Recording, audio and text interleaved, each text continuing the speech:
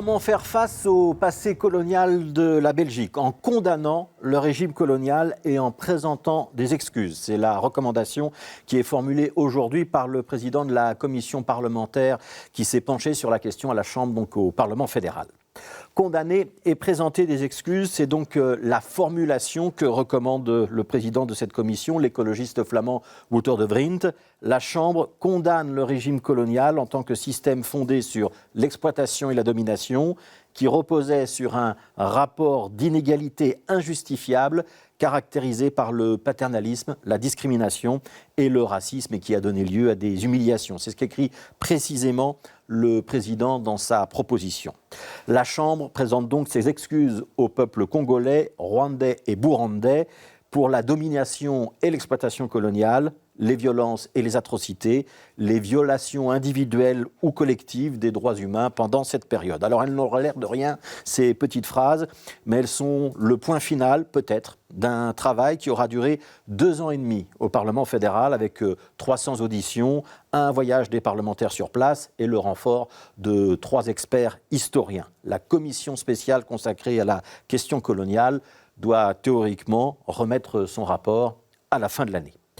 Alors ces propositions, elles ne sont pour l'instant que les seules propositions du président de la commission. Il va falloir que les autres membres de cette commission marquent leur accord sur le texte final et que celui-ci soit ensuite approuvé en séance plénière. Et le débat sera compliqué, on le sait d'avance, entre ceux qui veulent reconnaître une responsabilité historique dans ces atrocités et ceux qui estiment que la page est tournée et qu'on ne peut pas ou qu'on ne doit pas s'excuser au nom des générations passées.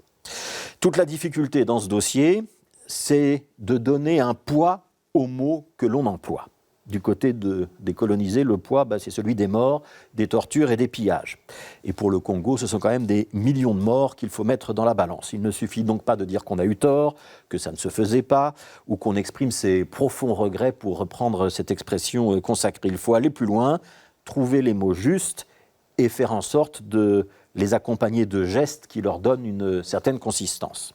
Les Congolais, les Rwandais, les Burundais attendent cela, et peut-être que nous aussi en Belgique, il est temps que nous puissions mettre un mot sur ces événements plutôt que de continuer à les cacher sous le tapis.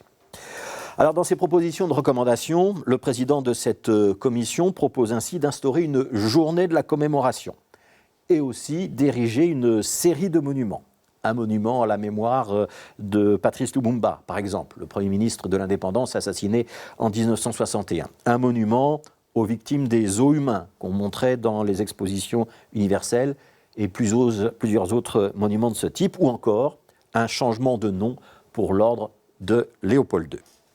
Alors on notera que dans sa forme actuelle, ce texte estime que la reconnaissance de responsabilité de la part de la Belgique n'implique pas de responsabilité juridique et ne peut donc pas donner lieu à une réparation financière.